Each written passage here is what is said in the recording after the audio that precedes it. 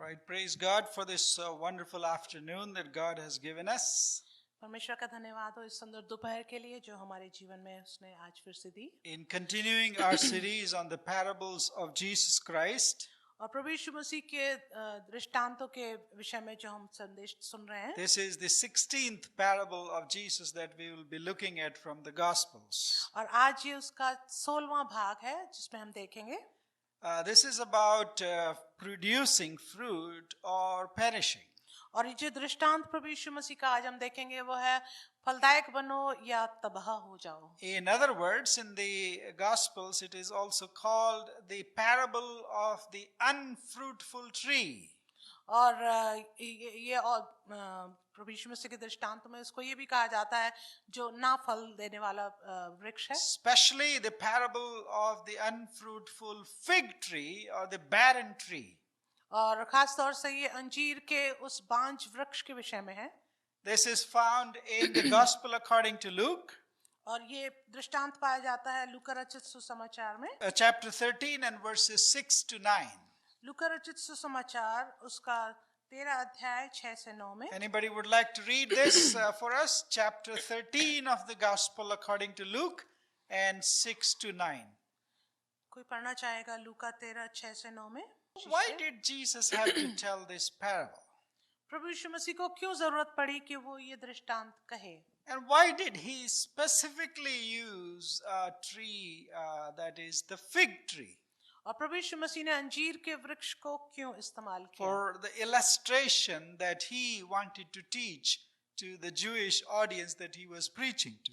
ये जो यहूदी श्रोतागण थे उनके लिए ये चुना गया। So in order to understand that, we have to go a little bit into the background and the occasion in which Jesus said this parable.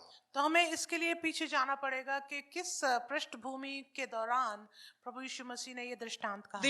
The occasion of the parable that Jesus taught और ये जो समय था जब प्रभु यीशु मसीह ने दृष्टांत कहा था is found actually in the same chapter that we just read from Luke chapter 13.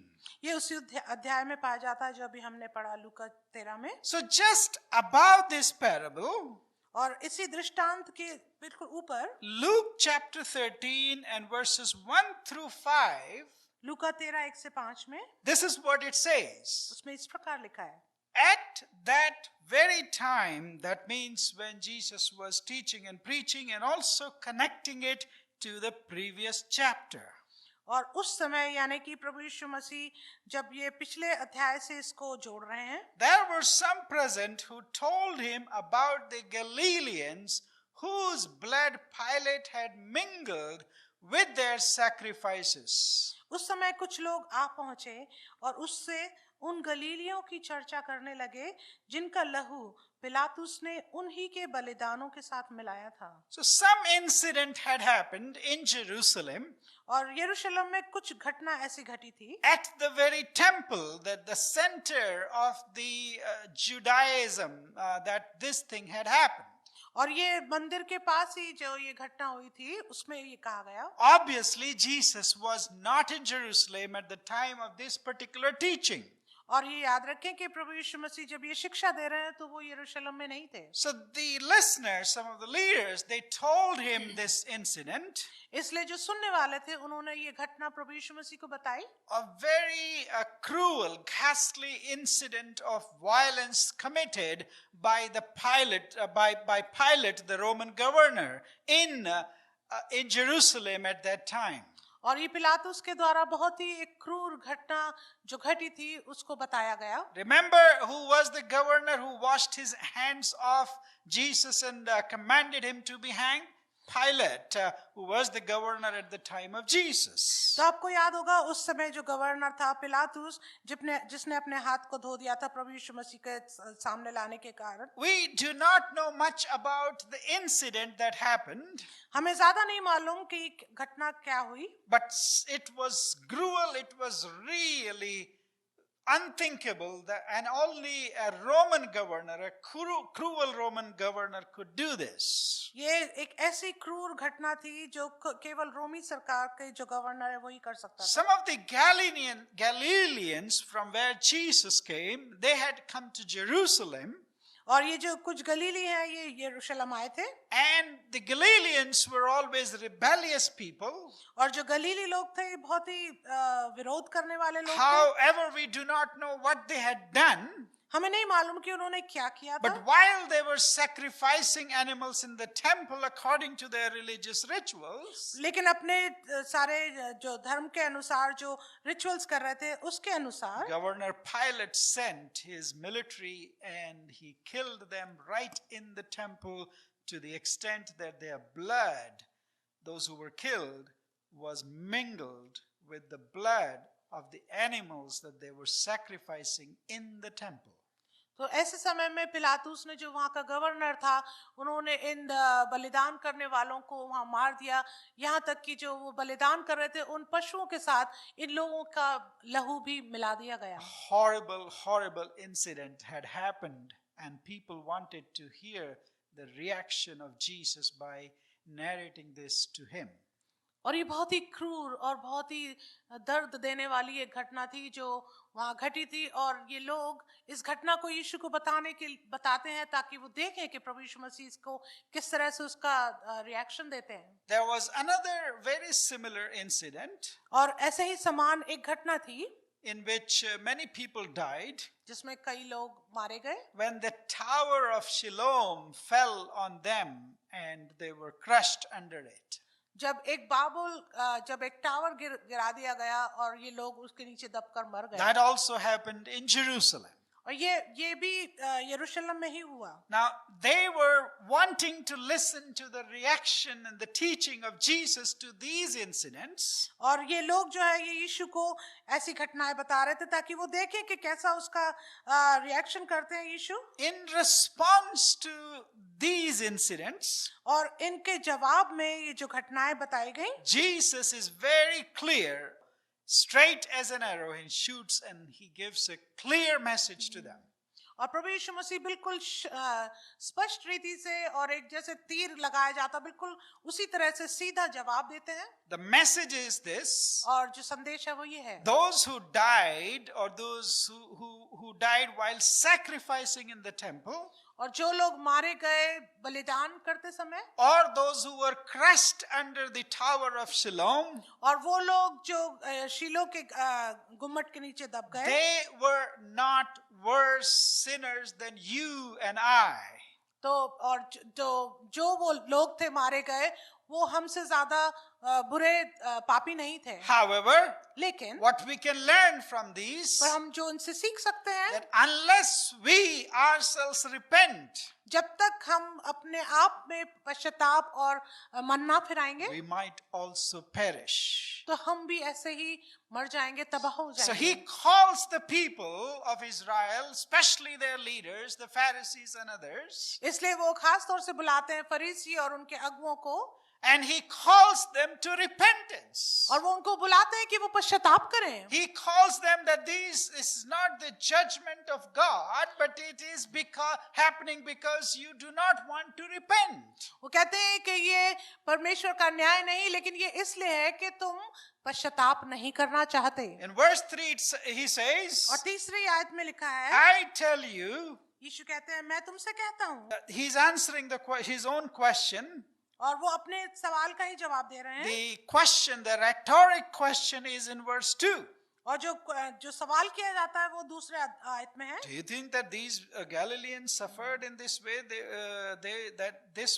They were worse sinners than all the other Galileans? और दूसरी आयत में जो सवाल किया गया वो ये, क्या तुम समझते हो कि ये गलीली और सब गलीलियों से अधिक पापी थे कि उन पर ऐसी विपत्ति पड़ी? Or in verse 4, या फिर चौथी आयत में, those 18 who were killed when the tower of Siloam fell on them, do you think that they were worse offenders than all the other living in Jerusalem?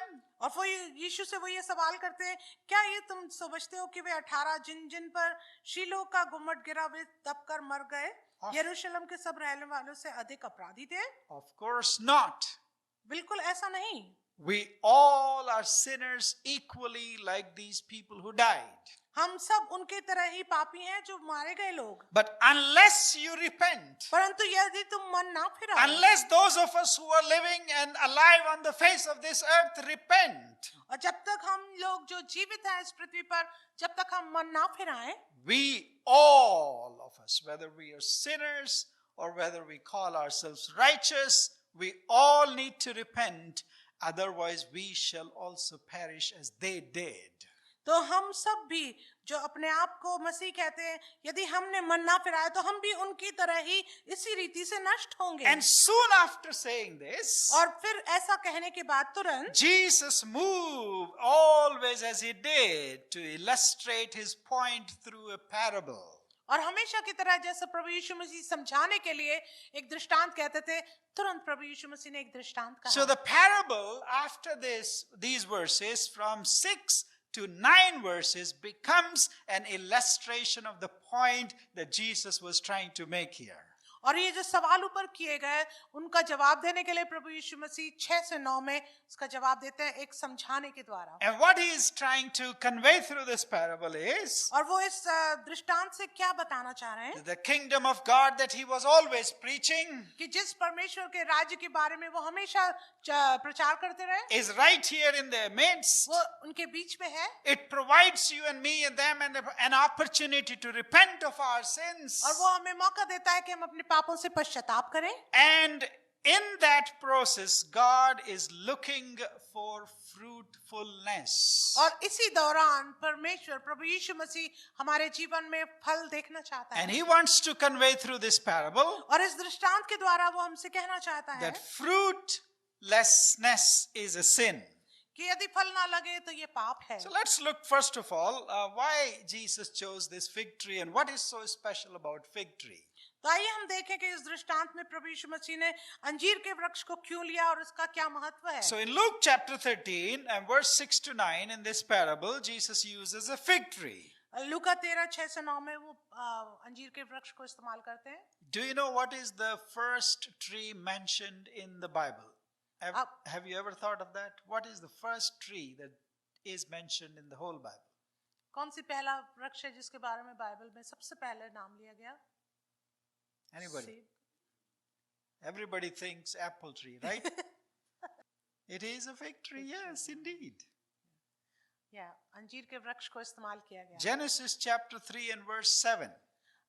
यदि हम वचन में जाएं तो उत्पत्ति उसके 3 अध्याय और 7 आयत में After Adam and Eve had committed sin and they found themselves to be naked, they wanted to cover their nakedness, and what did they cover it with? तो जब आदम और हवा ने जब पाप किया तो उन्होंने अपने आप को नंगा पाया, तो उसको छुपाने के लिए उन्होंने क्या किया?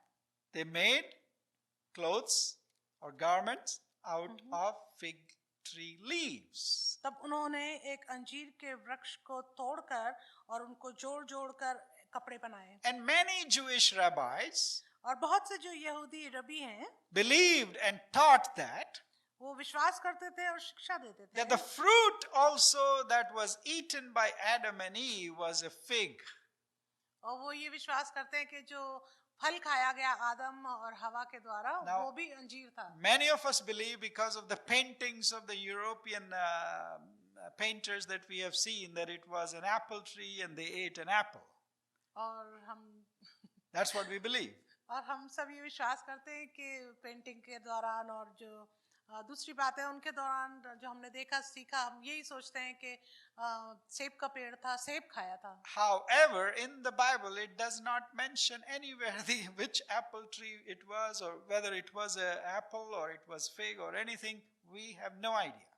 लेकिन बाइबल में किसी भी जगह पे इस्तेमाल ये शब्द नहीं किया गया कि ये सेब का पेड़ था। Many Jewish rabbis also believed and taught और बहुत से यहूदी गुरु थे वो ये पढ़ाते थे that Noah took either the dried figs or the cuttings of a fig tree onto his ark and planted them afterwards. और बहुत से यहूदी जो गुरु हैं वो ये ऐसी शिक्षा देते हैं कि जब बाढ़ आई थी तो उस दौरान नूह अंजीर के फलों को सुखा के रखा होगा, या फिर अंजीर के वृक्ष को काट कर कुछ हिस्सों को उसने रखा होगा ताकि जब प्रलय खत्म हो गया तो वो उसको उगा सके। And Josephus, और Josephus, a historian of the ancient Israel, he writes that fig tree in his time, at that time, it was considered to be the king of all fruit trees. और Josephus के अनुसार वो कहते हैं कि जो अंजीर का वृक्ष है वो सारे वृक्षों का राजा कहलाता है। Israelites brought fig fruits to sacrifice in the temple too. और जो इस्राएली लोग थे वो अंजीर के फलों को भी लाए थे ये मंदिर में चढ़ाने के लिए। If they lived nearby, यदि वो पास में रहते they थे would bring fresh fruit. तो वो ताजा फल भी वहां लाते If थे। they lived far off, यदि वो दूर रहते they थे would often dry these fruits and bring them to sacrifice also at the temple. तो वो इन फलों को सुखा के भी और उसको बलिदान के लिए लाते थे। The fig tree normally begins to produce fruit in about 2 to 3 years. और जो अंजीर का वृक्ष है वो 2 से 3 साल में फल देने लगता है। And many trees give fruit in 1 year, the next year is not so good, and the next year, the alternative years, they produce fruit, but not so with the fig tree. Fig tree are known to produce fruit every year. और दूसरे जो फल वाले वृक्ष हैं वो ऐसा करते हैं, 1 साल फल आता है फिर 1 साल नहीं आता, ऐसा करते हैं। लेकिन जो अंजीर का वृक्ष है उसके साथ ऐसा नहीं, 2-3 साल के बाद वो हर साल बहुत फल लाता है। That's why in this parable, इसलिए इस दृष्टांत the में owner of the vineyard जो इस दाख की बारी का मालिक है came 3 consecutive years to look for fruit in this tree that he had planted in his vineyard. तो उसने जब अपनी दाख की बारी में अंजीर का वृक्ष लगाया तो वो 3 साल लगातार आके देखता रहा उसमें फल आया कि नहीं। Because the tree, the fruit and the tree was very common in the life of Israelites. और ये जो पेड़ था, वृक्ष था, इस्राएलियों के लिए कोई नया नहीं था। In the Old Testament and also in the rabbinic teachings, we find references to fig so common. और पुराने नियम में और इनकी तमाम शिक्षाओं में हम अंजीर के वृक्ष को बहुत ज्यादातर पाते हैं। So Jesus' parable about a fig tree इसलिए जो प्रभु यीशु मसीह का ये दृष्टांत अंजीर के वृक्ष का है actually builds up upon the imagery of the fig tree that was already prevalent in the life of the Israelites at that time. तो ये इस्राएलियों के लिए उनकी दिमाग में इस तस्वीर को बिल्कुल नया कर देता है, याद For दिला देता example, है। let's read from Isaiah chapter 5 and verse 1 to 7. और उदाहरण के लिए हम वचन से निकाल लें यशाया नबी की पुस्तक, उसका 5 अध्याय 1 से 7 में। Anybody wants to read this, please? Isaiah 5 verses 1 to 7. अब मैं अपने प्रिय के लिए और उसकी दाख की बारी के विषय में गीत गाऊंगा। एक अति उपजाऊ टीले पर मेरे प्रिय की एक दाख की बारी थी। उसने उसकी मिट्टी खोदी और उसके पत्थर बीन कर उसमें उत्तम जाति की एक दाखलता लगाई। उसके बीच में उसने एक गुम्मट बनाया और दाखरस के लिए एक कुंड भी खोदा। तब उसने दाख की आशा की, परंतु उसमें निकम्मी दाखें ही लगीं। अब हे यरूशलेम के निवासियों और हे यहूदा के मनुष्यों, मेरे और मेरी दाख की बारी के बीच न्याय करो। मेरी दाख की बारी के लिए और क्या करना रह गया जो मैंने उसके लिए ना किया हो? फिर क्या कारण है कि जब मैंने दाख की आशा की तब उसमें निकम्मी दाखें लगीं? अब मैं तुमको जताता हूँ कि अपनी दाख की बारी से क्या करूँगा। मैं उसके कांटे वाले बाड़े को उखाड़ दूंगा कि वो चट की जाए, और उसकी भीत को ढा दूंगा कि वो रौंदी जाए। मैं उसे उजाड़ दूंगा, वो ना तो फिर छांटी और ना खोदी जाएगी, और उसमें भांति भांति के कटीले पेड़ उगेंगे। मैं मेघों को भी आज्ञा दूंगा कि उस पर जल ना बरसाएं, क्योंकि सेनाओं के यहोवा की दाख की बारी इस्राएल का घराना और उसका मनभाऊ पौधा यहूदा के लोग हैं। और उसने उनमें न्याय की आशा की, परंतु अन्याय देख पड़ा। उसने धर्म की आशा की, परंतु उसे चिल्लाहट ही सुन पड़ी। Okay, thank you. May the Lord add his blessings to the reading and hearing of his word. परमेश्वर अपने वचन के पढ़े और सुने जाने पर आशीष So, they. as Jesus was sharing about a fruitless fig tree, और इसलिए प्रभु यीशु मसीह जब अभी ना फल देने वाले अंजीर के वृक्ष में बात कर रहे that हैं was planted in a vineyard, जो कि दाख की बारी में लगाई गई, his listeners must have immediately thought of this passage from the book of Isaiah. तो जो सुनने वाले थे उनका ध्यान कि ये शाया की पुस्तक की तरफ गया होगा, Because the imagery of the fig tree was quite common in Palestine of those days. क्योंकि पलिश्ती में ये जो तस्वीर है एक अंजीर के वृक्ष की बहुत ही मानी जाती थी।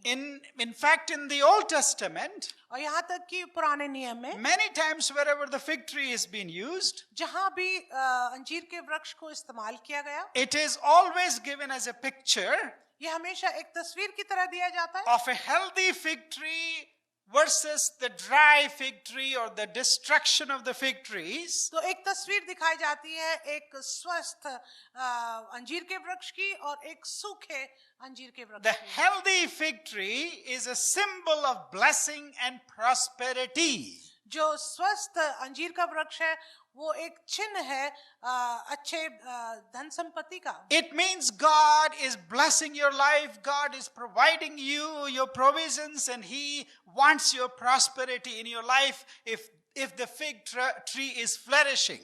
और ये एक आशीष का एक चिन्ह है जिससे लोगों को पता चलता था कि इसके द्वारा परमेश्वर आशीष उन्हें दे रहा है। And it was also quite common और ये और बहुत ज्यादा साधारण माना जाता था for the fig trees to be planted in the vineyard along with the grapes. और ये बहुत ही सामान्य बात थी कि जो अंजीर का वृक्ष था वो दाख की बारी में अंगूरों के बीच में लगाया And जाता many था। a times और कई बार in the Old Testament, पुराने नियम में you would see that the grapes or the grape wine and the fig trees are mentioned quite together. तो आप उसको देख पाएंगे ऐसा वचन में कि अंजीर का वृक्ष और अंगूर के जो बारी है वो साथ साथ लाई जाती है। Could you please read from 1 King chapter 4 and verse 25 and also from the book of Micah chapter 4 and verse 4. और यदि हम वचन में जाएं तो हम इसको पढ़ सकते हैं पहला राजा 4:25 में। All the days of Solomon. That means when King Solomon was ruling, there was peace and prosperity, and it is symbolized that the fig trees and their vines were flourishing and they were producing fruit and they were giving them every kind of prosperity. और जब सुलेमान जब राजा था उस समय में उनके जो अंजीर के वृक्ष थे वो बहुत ही फलदायक होते थे जो कि एक चिन्ह था परमेश्वर के द्वारा दिया गया उनके लिए धन संपन्न। Prophet Micah and chapter 4 and verse 4, please. और यदि हम मीका नबी के बारे में के विषय से पढ़ेंगे। Yeah, when God has spoken, when God has given these blessings, they will sit under a fig tree and enjoy life and prosperity. और मीका 4:4 में इस प्रकार लिखा है कि यहोवा की वाणी है कि लोग आगे को युद्ध विद्या ना सीखेंगे परंतु वे अपनी अपनी दाखलता और अंजीर के वृक्ष तले बैठा करेंगे। On the other hand, दूसरी तरफ the dried fig trees or the fig trees that were burning out, और जो दूसरे सूखे अंजीर के वृक्ष थे or the trees that were not bearing fruit, या वो वृक्ष जो फल नहीं आ रहे थे were a sign that God was bringing His judgment upon His people. वो ऐसा एक चिन्ह था कि परमेश्वर अपने लोगों के ऊपर न्याय ला रहा है। The destruction of the fig trees and their vineyards और जो अंजीर के वृक्षों का तबाह होना और दाख की बारी का तबाह होना was a symbol of God's judgment upon the people of God. वो एक तरह से चिन्ह था परमेश्वर के न्याय का अपने उनके लोगों के For प्रति। example, in the book of prophet Amos chapter 4 and verse 9, and also in the prophet Joel chapter 1 verse 7 and 12, if any of you could read relevant to this, that will be really great. God's judgment is proclaimed there when the fig tree withers and becomes fruitless. और जब अंजीर का वृक्ष जब सूखने लगता है तो वहाँ परमेश्वर का न्याय दिखाई देता है। Also Joel chapter 7 and verse 1 and verse 7 and 12. और यदि हम योएल नबी की पुस्तक से पढ़ेंगे। Yes. And also those who were listening to the parable of Jesus, और जो लोग प्रभु यीशु मसीह के इस दृष्टांत को सुन रहे थे, they must have realized that he was actually citing from Micah chapter 7 and verses 1 through 7. तो जो लोग सुन रहे थे प्रभु यीशु मसीह के इस दृष्टांत को, उनके दिमाग में ये तस्वीर मीका नबी के 7 अध्याय 1 से 7 में आई होगी. In the previous chapter, Luke chapter 12, verse 53 actually, और यदि हम लूका के 12 अध्याय में उसकी 53 आयत में देखें, Jesus indeed cited from there, और प्रभु यीशु मसीह ने भी इसी आयत को हमारे सामने बोला. from Micah chapter 7 and verses 1 through 7. और मीका 7 अध्याय 1 से 7 में, They will be divided, mean the people of God, कि परमेश्वर के जो लोग हैं वो बांट दिए जाएंगे. father against son and son against father, mother against daughter and daughter against mother, mother-in-law against her daughter-in-law and daughter-in-law against mother-in-law. और हर चीज में विरोध की बात की गई. पिता पुत्र से, पुत्र पिता से विरोध करेगा, माँ बेटी से, बेटी माँ से, सास बहू से और बहू सास से विरोध रखेगी. So this parable in the gospel according to Luke chapter 13 और इसलिए ये जो दृष्टांत बोला गया लूका रचित सुसमाचार उसके 13 अध्याय से, has a close parallel in the book of Micah in the Old Testament. ये एक समान तस्वीर है मीका 7 1 से 7 में से लेगी. So what does Jesus mean by this fruitless fig tree? इसलिए प्रभु यीशु मसीह का अब क्या अर्थ है ये फल ना देने वाले इस अंजीर के वृक्ष से? As the people of Israel understood during his time, और जैसे इस्राएल के लोग उस समय के बात को समझे थे यीशु की, he was speaking of his own people, the Jewish people. प्रभु यीशु मसीह अपने ही लोगों के बारे में, यहूदी लोगों के बारे में ये बात करते हैं And their leadership. और उनकी अगुवाई में. He was identifying the vineyard as well as the fig tree with the people of God. और प्रभु यीशु मसीह तुलना कर रहे हैं, उनकी समानता कर रहे हैं अंजीर के वृक्ष से और दाख की बारी से. Jesus said, यीशु ने कहा, a certain man planted a fig tree in his vineyard or garden where there were several other fruit trees. और प्रभु यीशु मसीह जब ये दृष्टांत बोलते हैं तो उन्होंने कहा किसी ने अंगूर की बारी में एक अंजीर का पेड़ लगा हुआ So देखा. he is equating that with the people that he was ministering to. और प्रभु यीशु मसीह इस तस्वीर की समानता दिखा रहे हैं उन लोगों से जो सुन रहे हैं. Secondly, दूसरी बात, this master, the owner of the vineyard or the owner of the planter of the fruit trees, और जो मालिक है इस पौधे का, what does he seek after planting those fruit trees? जो मालिक है वो क्या ढूंढता है इन पौधों को लगाने के बाद? Of course, fruit. वो तो फल ढूंढता है. He seeks fruit. वो फल ढूंढता है. He wants them to produce. वो चाहता है कि इन पेड़ों में फल लगे. In chapter 13 and verse 6, और 13:6 में it says he came looking for fruit.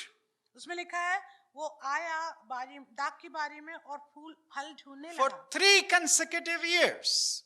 लगातार 3 साल तक. Once he thought, okay, that's fine, I will come next year. Probably this tree will produce fruit. और शायद पहली बार जब वो आया होगा तो उसने जब नहीं देखा तो सोचा होगा हो सकता है अगले साल में इसमें फल लगे. Verse 7 again also says he came looking for fruit. 7वें आयत में भी लिखा है वो फिर आया देखने के लिए उसमें फल. The owner of the vineyard is concerned with the fruitfulness of the tree that he had planted. और जो बारी का रखवाला है वो चिंतित है इस पेड़ के विषय में जो उसने लगाया. When he doesn't find fruit, जब वो फल नहीं पाता he expresses his frustration and his intention to cut down that tree from his vineyard. तो जब वो इसमें फल नहीं देखता है तो वो अपना गुस्सा दिखाना चाहता है और चाहता है कि वो इसको काट डाले. Friends, because this vineyard and tree represents the people of God, और मेरे मित्रों जबकि ये जो दाग की बारी है जो परमेश्वर के लोगों के विषय में है, and not just the people of God in Jesus' time, ना केवल यीशु के समय में परमेश्वर के लोगों के but विषय में, today you and me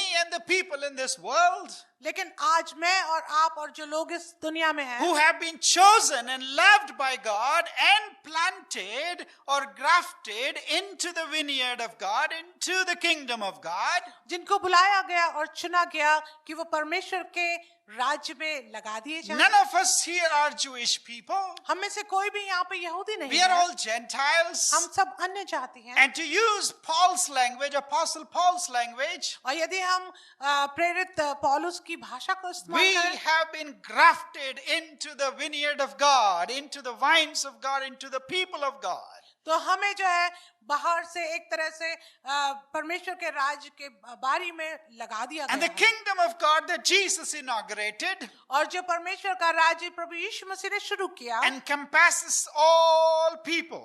वो हर एक लोग को जोड़ता है उसमें। Remember in the previous passage, Jesus said, all need to repent, otherwise we will also perish. और आप याद रखेंगे इस दृष्टांत से पहले प्रभु यीशु मसीह ने कहा हर एक को पश्चाताप करना, नहीं तो नाश हो So जाओगे। every one of us individually, और हम में से हर एक जन व्यक्तिगत रूप से, every church, every corporate body that calls upon the Lord Jesus Christ, हर एक कलीसिया और हर एक लोग जो परमेश्वर प्रभु यीशु मसीह को पुकारते हैं, Jesus expects from us to be fruitful in our lives and in our corporate living. परमेश्वर चाहता है, प्रभु यीशु मसीह चाहता है, अपेक्षा करता है कि हम अपने जीवन में फल लाएं। Remember, why was he eager to pluck out this tree that was not bearing fruit? आप याद रखें ये दाख की बारी का जो रखवाला है वो क्यों तैयार है कि इस पेड़ को जो फल नहीं लाता उखाड़ दे? Because it's a waste of the real estate. He's taking up space that could be used for other things in the garden. वो इसलिए क्योंकि ये पेड़ ने वो जगह को रोक रखा है जिसमें दूसरा कार्य कर सकते हैं। Also, it is absorbing and seeping energy and strength and vitality of the vineyard. और ये जो पेड़ है ये जमीन के सारे अच्छे बातों को, अच्छे न्यूट्रिएंट्स को निकाल कर इस्तेमाल कर रहा है। So others are also affected and their growth is also stunted because of the fruitlessness of this tree. और इस पेड़ की वजह से जिसमें फल नहीं आ रहा है, इसकी वजह से जो आसपास के पेड़ हैं उनको ऊर्जा और ताकत और न्यूट्रिएंट्स नहीं मिल पा रहे हैं। And as a real owner of a vineyard, और जो एक वास्तव में जो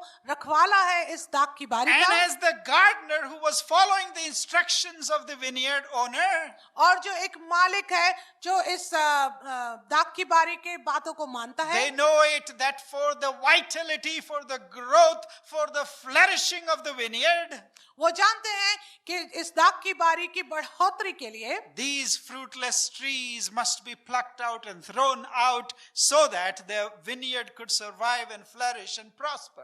तो जो किसान और जो रखवाला है वो जानते हैं कि जरूरी है कि इस पेड़ को जो फल नहीं ला रहा है इसको हटा दिया जाए ताकि ये दूसरों की जगह को, दूसरों की बढ़ोतरी को ना रोके। They don't want it to be bleeding the strength of the vineyard. वो नहीं चाहते हैं कि जो इसकी ताकत है इस दाख की बारी की वो किसी तरह से ये पेड़ खींच ले। Therefore, it wanted it to be digged out and thrown out of the vineyard. इसलिए वो चाहते हैं कि इस पेड़ को उखाड़ दिया जाए और इस बारी से फेंक दिया So the जाए। judgment in this parable और जो न्याय है इस दृष्टांत में is not on the vineyard, ये दाख की बारी पे नहीं है, is not on whole people, ये सारे लोगों के ऊपर नहीं है, not on nation, ये किसी राष्ट्र के विषय में भी नहीं है। only on the fruitless tree. ये केवल उस पेड़ के विषय में जिसमें फल नहीं है। In the kingdom of God, परमेश्वर के राज्य में where you and I have been grafted and planted, जिसमें मुझे और आपको लगाया गया, when things do not go according to the owner of this vineyard, that is God, और जब हमारे जीवन से वो जब चीजें नहीं दिखाई देती जो परमेश्वर चाहता हमारे जीवन से, God wants the church, God wants our church, God wants you and me to be fruitful and prosper. तो परमेश्वर मुझसे और आपसे इस कलीसिया से हर एक से चाहता है कि हम फल लाएं, But the judgment shall come upon us. परंतु न्याय हमारे ऊपर आएगा। It is rather nearby, और ये बहुत ही करीब है, as revealed through the intention and the command of the owner. और जिस हिसाब से मालिक के बारे में बताया गया Take this out, dig it out and throw it कि इस पेड़ को उखाड़ो और फेंक दो so that others could be planted. ताकि इसमें दूसरे पेड़ जोड़े That जाएं, space could be utilized. उस जगह को इस्तेमाल किया That जाए vineyard could grow. ताकि वो बारी बढ़ने It पाए, could become greener. तो वो और ज्यादा हरा It भरा हो could जाए, bear more fruit. उसमें और फल आए। My friends, मेरे मित्रों, the bottom line is that Jesus wants us to be fruitful. मुख्य Hallelujah. बात यह है कि प्रभु यीशु मसीह चाहते हैं कि हम में फल लगे। And for that, he is even willing to take out those who are not bearing fruit. और उसके लिए वो इसलिए इसकी बात के लिए भी तैयार है कि जो फल नहीं ला रहे हैं उनको उखाड़ फेंके। There is no point to be in a vineyard if you are not going to produce any fruit. और इसमें कोई बात नहीं कि आप दाख की बारी में हो और आप फल ना लाएं। There is no point in to be the kingdom of God. और इसमें कोई बात नहीं कि परमेश्वर का राज्य हो। There is no point being part of the kingdom of God that God is building. और इसमें कोई ऐसी बात भी नहीं कि आप उसका एक हिस्सा बने और वो राज्य जो परमेश्वर बना रहा है। If we are just pew warmers, यदि हम केवल आके और सीट गरम करें 20 years, 30 years, 50 years of our lives, 20, 25, 30, 40 साल हम अपने यूं ही बिता दें। all we have done is जो कुछ भी हमने किया है coming regularly every Sunday after Sunday after Sunday only to warm our pews. कि हम हर हफ्ते लगातार नियमित रूप से आते रहे और सीट गरम करके चले जाएं। And never leading one single soul to the Lord. और एक भी आत्मा को परमेश्वर के लिए ना जीते। Never learning even to pray. और ये भी ना सीखे प्रार्थना कैसे I've been a करें। pastor for long. मैं पासवान हूँ काफी समय I से। know many people in the church who have been warming the pews of the church for 25 long years. और मैं कई लोगों को जानता हूँ जो काफी 20-25 साल से कलीसिया में आ रहे हैं। They have never led or shared even one person. They have never shared with even one person what is the gospel, what God has done in their lives. जिन्होंने केवल एक बार भी एक व्यक्ति से भी परमेश्वर के सुसमाचार को नहीं सुनाया कि परमेश्वर ने उनके They जीवन में have क्या never किया। ever even prayed inside the church or outside the church, or if you ever ask them to pray, they will be frightened.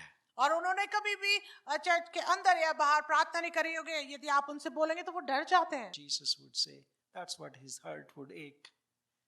और प्रभु यीशु मसीह का दिल दुखता है ऐसी बातों से। And he will express his dissatisfaction and his frustration by asking the gardener to throw out those trees. और प्रभु यीशु मसीह और जो मालिक है वो असंतुष्ट होकर अपने गुस्से को दिखाएगा और बोलेगा इस पेड़ को उखाड़ दो। But what did the gardener do? लेकिन जो मालिक है उसने क्या किया? This parable is strange. और ये जो एक दृष्टांत है ये बड़ा अजीब सा है। Actually, this is an unfinished parable, unfinished story. देखा जाए तो ये एक तरह से अधूरा एक दृष्टांत है। The gardener asked, let's read that verse please, verse 9, और यदि हम इस 8 and 9. लूका 12:8 और 9 में देखें, उसने उसको उत्तर दिया, हे स्वामी, इसे इस वर्ष और रहने दे कि मैं इसके चारों ओर खोदकर खाद डालूं। यदि आगे को फले तो भला, नहीं तो उसे काट डालना। We don't know what Jesus said, or after that parable, I don't know what happened after. We don't know what the owner said in response to the gardener, but I believe the owner, or in this case God, accepted the proposal and gave more time, one more year, to the gardener to tend to this tree, to provide whatever was lacking, either training or resources or whatever was needed.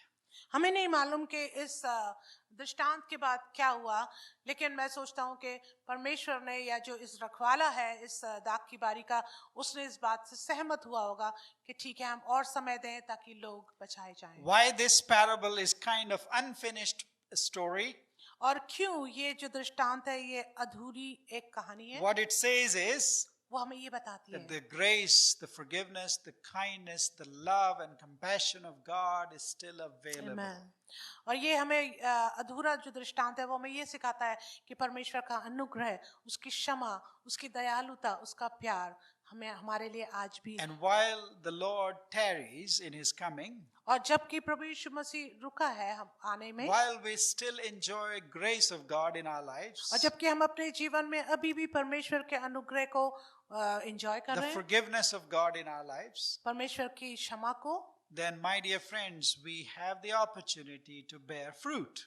तो मेरे मित्रों हमारे पास ये समय है कि हम फल लाएं। Remember what Jesus said in the previous passage in verse 3 of chapter 13. आप याद रखें प्रभु यीशु मसीह ने इसी अध्याय में 13 की 3 आयत में क्या लिखा? Unless you repent, you will also likewise perish. यदि तुम मन ना फिराओगे तो तुम सब भी इसी रीति से नष्ट होगे। Unless we bear the fruit of repentance, that is fruitfulness, और जब तक हम अपने बांझपन से मन ना फिराएंगे ताकि फल लाएं, we will also perish. तो हम भी नष्ट होंगे, We will also be judged. तो हमारा भी न्याय होगा। We might also be cut off from the vineyard. हो सकता है हमें भी इस दाख की बारी से काट दिया We जाए। might be removed from the place in the kingdom of God, and that place might be given to somebody else that is more deserving than us. और हो सकता है परमेश्वर की राज्य में जिस स्थान को हम लिए हैं वो हमको उस स्थान से निकाल देगा ताकि हम वो जगह जो है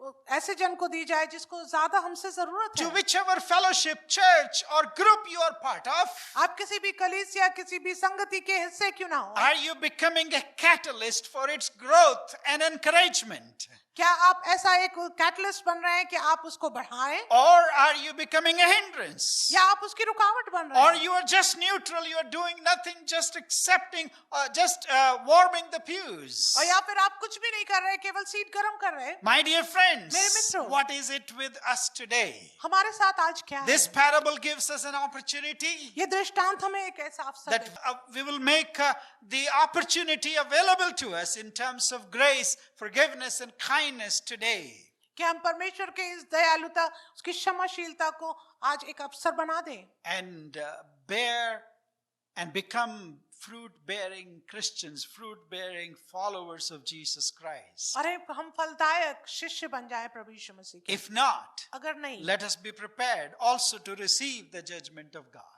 अगर नहीं तो हम तैयार रहें कि परमेश्वर का न्याय हमारे लिए है। May the Lord bless us through these words. परमेश्वर इन वचनों के द्वारा हमें That we Ashish will they become fruitful in His vineyard. कि हम उसकी दाख की बारी में फलदायक Let बने। us pray. आइए प्रार्थना करें।